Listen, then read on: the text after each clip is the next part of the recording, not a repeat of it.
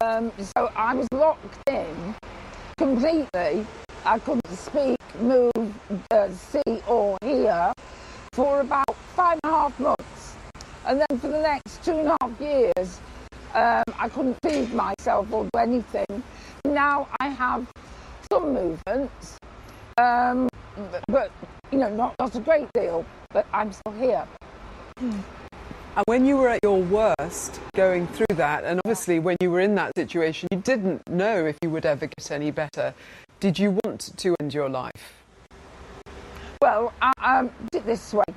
If I signed an advance directive, which is becoming massively popular all over the world, then my family, through the goodness of their hearts, they would be thinking, would have said, because I was an actor, I was a reactive person, I'm sure they would have said she would rather die. And I wouldn't have been able to say, it's not like that when it happens to you. I don't want to die. I've got a baby. I want to live. Your spirit is something that can't be overestimated. And it's that spirit that takes a lot of people with disabilities to a good, fulfilling life. It was an easy life, but that's life. That's how things are.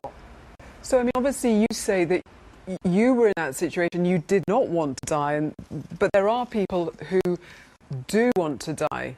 Why should they not have that right? Because in every country that this has become law, the list of people who are eligible has always extended. At the moment, on the list is dementia. Dementia is going to be a big thing about this. You can be euthanised now in Holland for just having what you see as a completed life. You don't have to be ill.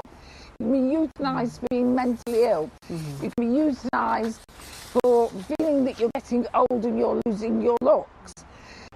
Recently, alcoholism was added to it. There doesn't seem to be any end to this. And I think hard cases like Noel's make very bad law. But I'm here today with other disabled people who belong to our integrated organisation, and I'm afraid for them because MenCap, who I think we can rely on the information they've given us, in their report, Death by Indifference, they found a minimum of 1,200 disabled people a year who die unnecessarily.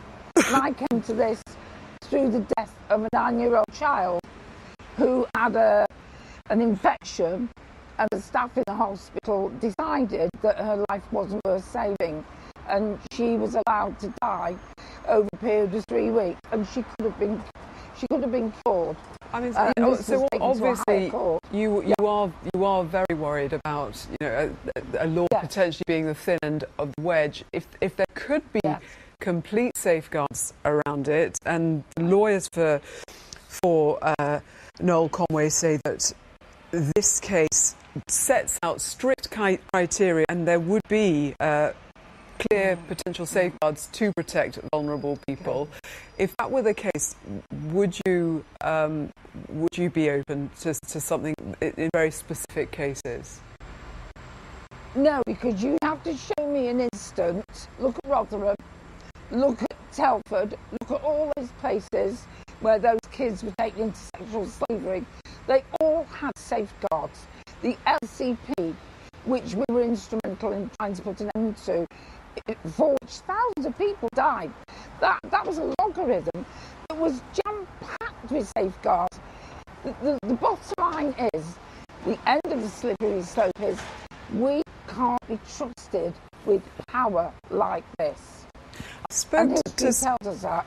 Sorry, I spoke to a lady earlier who is living with incurable cancer, and she said for her the issue is she's been given written evidence in this case, and she said for her the issue is every day living with the fact that she knows she is going to die of this cancer, and the thought of the sort of death that she will go through is always hanging over her. And if she had the sort of comfort of knowing that she could have an assisted death one day, it would make a great difference to the life that she has left.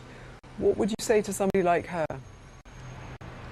Well, first of all, I'd say that it's not that we don't care about people. We're doing this because we do care. And I would say to her that, I hate to quote figures, only 26% of nurses are trained in palliative care. Only 4 out of 6 hospitals teach it. Let's get sort of palliative care that Cecily Saunders, who set up the hospice movement, when she said, you must live till you die. You can't Botox death out of life. People need to be taken care of properly. You will never get rid of fear of death. It's part of an existential existence. But it's too dangerous to say, well, we will. I mean, in other countries, Medicaid and other people are saying we won't pay for you to have extended life drugs, but we will pay for you to be euthanized. And insurance companies are backing euthanasia. The sad thing is that Dignity in Dying aren't giving people the facts. They're not giving them enough information. Before we make decisions, can we just stop and say, what happens in other places? Why did these people die? Nikki Kenward. Why are vulnerable people? Thank you very much for joining us, Nikki Kenward from Distant Voices. Thank you.